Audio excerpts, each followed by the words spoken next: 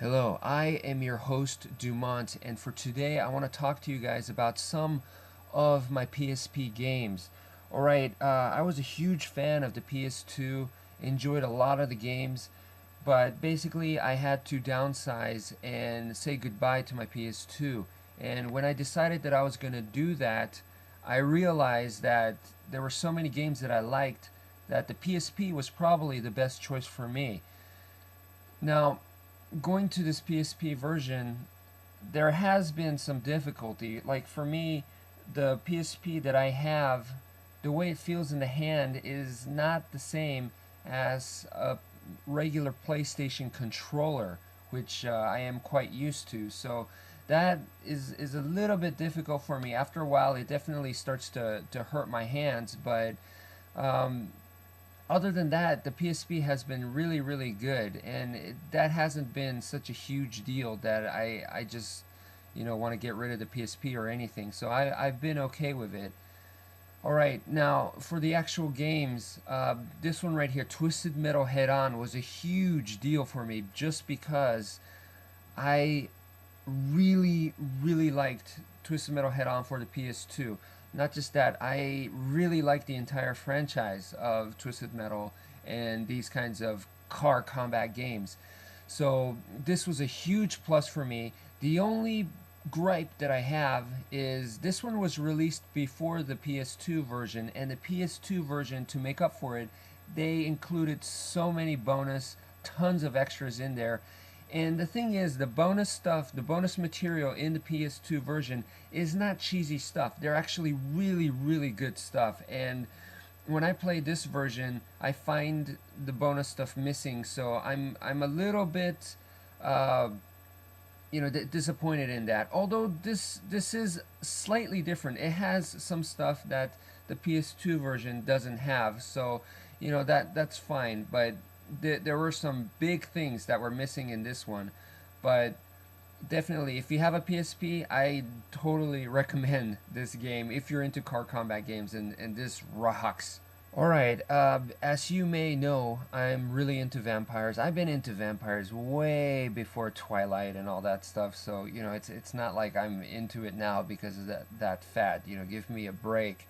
But, uh, okay, so for the PS2, which also played PS1, the backwards compatibility is awesome, and I don't know why every console doesn't do that. To me, that's a big deal, and us, the fans, we should make it a big deal, because if we did, then the companies would make sure that their consoles would become backwards compatible.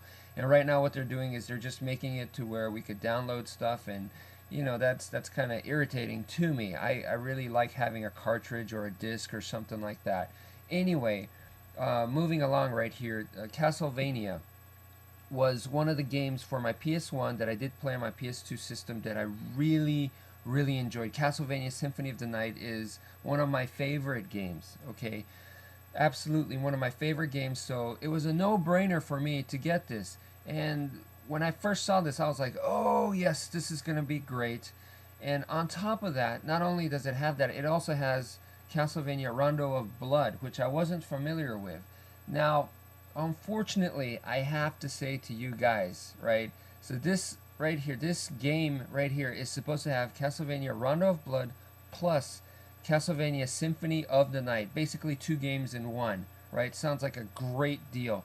Well, I have to say, stay away from this as far away as you can. I cannot recommend this to anybody, unless you're an awesome gamer. And I don't think I'm a bad gamer. Now, unfortunately, they made the really dumb idea, right? Or should I say mistake? The person that made this needs to get slapped, right? In the face. He should be wearing a kick me sign, okay? And everyone should just kick this person in the balls, right? Because this is just... Alright, anyway, let me tell you what I'm complaining about. The complaint is legitimate. This is ridiculous, okay? The problem is, in order to play Castlevania Symphony of the Night, you have to unlock it. You have to unlock it. That's already messed up. Why are you advertising two games when you have to actually unlock one of them? I mean, then you shouldn't be, Now, the problem, okay, so you got to unlock it. Doesn't sound like a big deal. Just say, okay, just unlock it. Well, it's extremely difficult. I've had this for quite some time, and it's so frustrating that I've had to take breaks and stuff, and I still have not been able to unlock it to this day. If I unlock it, I'm gonna be happy. I'm gonna be glad that I finally unlocked it and get to play Symphony of the Night, which is what I like, right? Rondo of Blood, I don't care for at all. It's super hard.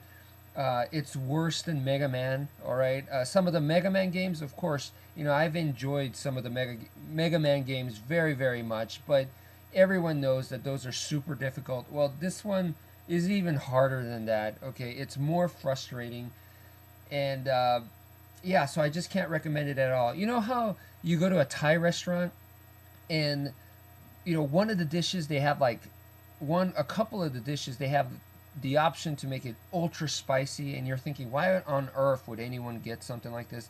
Well, there's a couple of people out there that really like to challenge themselves. Well, the first game, Rondo Blood, is for people like that. It's one of those super spicy Thai dishes that's just gonna kill you, make you cry, and some people find that enjoyable.